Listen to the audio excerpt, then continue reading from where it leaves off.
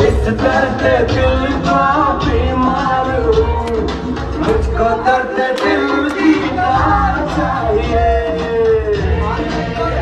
मस्ती हो चाहिए, एंजॉयमेंट हो चाहिए, सब कुछ बहुत जरूरी है जिंदगी में, ठीक है। लेकिन हमेशा दिल की बात मत मानो, कभी कभी दिमाग का भी इस्तेमाल कर लिया करो, नहीं तो लोड़े लगने में देर नहीं लगती आजकल।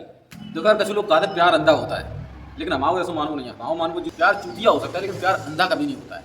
अभी दिल्ली में एक मामला सामने आया है, मतलब एक लड़की को उसके आशिक ने 35 टुकड़ों में काट के और एक फ्रीजर में रखा हुआ था, और रोज रात को 2 बजे वो उसके छोटे छोटे पीस लेके महरौली में, जो आसपास का एरिया है महरौली में, वहाँ पे काफ़ी मतलब विलायती बमूरा जो होते हैं ना, विलायती बमूरा, मतलब विलायती बमूरा के पेड़े हैं वहाँ बहुत सारे आसपास। तो उन विलायती बमूरा के जो जंगल टाइप के हैं उनमें ले जाके वो पन्नी में भर के रोज थोड़े थोड़े पीस ले जाके उसके फेंकता था, मतलब डिस्पोज कर रहा था उनको धीरे धीरे। मामला कहाँ शुरू हुआ? मामला शुरू हुआ मुंबई से। मुंबई में एक कॉल सेंटर में दोनों काम करते थे। लड़की का नाम था श्रद्धा और लौंडे का नाम था आफ्ताब अमीन। प्यार हो गया। अब प्यार कहो या लौंडियाबाजी कहो या लौंडाबाजी कहो, हालांकि प्यार, मुझे नहीं लगता ये सब प्यार होता है। प्यार ये ऐसा नहीं होता है, ठीक है। तो उनको हो गया जो कुछ भी मतलब हुआ। उसके बाद उनके माँ बाप को जब पता चला तो उस लड़की के माँ बाप ने बहुत अपोज किया, बोला ये गलत है बेटा, ऐसा मत करो।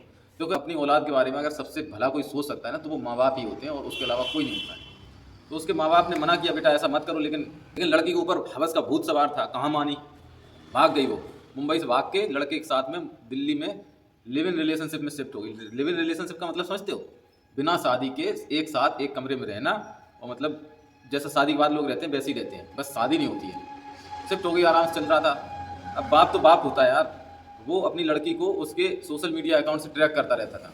ट्रैक करने का मतलब इन द सेंस वो ये देखता रहता था कि उसकी लड़की मतलब हर 1 दिन या 2 दिन बाद कुछ ना कुछ पोस्ट डालती रहती थी, तो वो देखता रहता था। तो उसे लगता था चलो मेरी बेटी जहाँ भी है ठीक है, सुरक्षित है।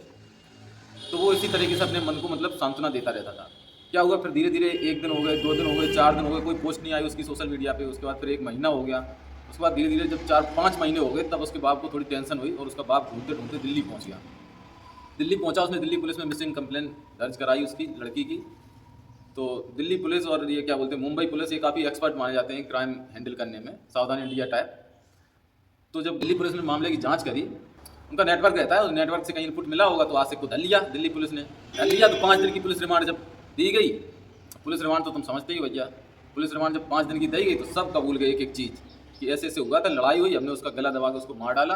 मार डालने के बाद उसको डिस्पोज करना, तो उसने एक 350 लीटर वाला फ्रिज खरीदा, समझ लो 350 लीटर वाला फ्रिज खरीद के उसमें उसकी डेड बॉडी को डाला, और डेड बॉडी को 35 पीसेस मतलब 35 टुकड़े किए यार। तुम समझ सकते हो ना, 35 टुकड़े किसी इंसान की लाश के करना हंसी मजाक नहीं है।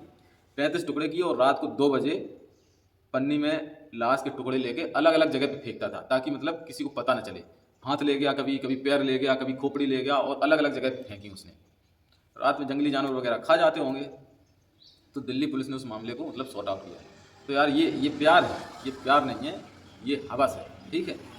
और ये पहला कोई मामला नहीं है यार, इससे पहले भी कई सारे मामले ऐसे आ चुके हैं। इसे देखो, आकर ये देखने की कोशिश की गई कि जब शाहरुख ने पेट्रोल फेंका होगा तो वो किस हद तक अंकिता के शरीर में गिरा होगा। इस दौरान अंकिता के पिता भी क्राइम सीन पर मौजूद। इसे देखो, कई सारे मामले ऐसे आ चुके हैं, लेकिन लोगों की आंखों पे पर्दा है।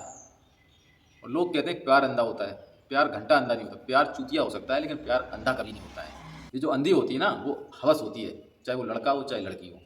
तो यार कहने का मतलब ये है यार, लौंडाबाजी करो, लौंडियाबाजी करो, लेकिन यार एक लिमिट में रह के करो, ठीक है। पहले सामने वाले को अच्छे से जान लो, अपना भविष्य के बारे में सोच लो कि हमारा भविष्य क्या होगा और हमारा परिणाम क्या होगा, उसके बाद आगे बढ़ो।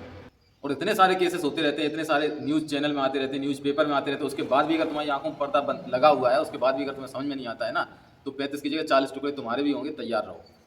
हालांकि जो मामला अगर यूपी को हो तो ना, तो हाल का ऐसा हो तो एसपी ऑफिस क्यों आए हुए? मैं एसपी ऑफिस ले आया। हमारा लड़का एक लड़की से लगा हुआ है, ना लड़का मान रहा ना लड़की मान रही, और उसके माँ बाप को भी समझा दिया, लेकिन किसी के कुछ समझ में नहीं आ रही। कल अगर कोई वारदात है, वही केस लगा दिया तो हमारा तो मकान टूट जाएगा। खैर, सावधान रहो, सतर्क रहो, और ज़्यादा टेंशन लेने की जरूरत है। Be very careful.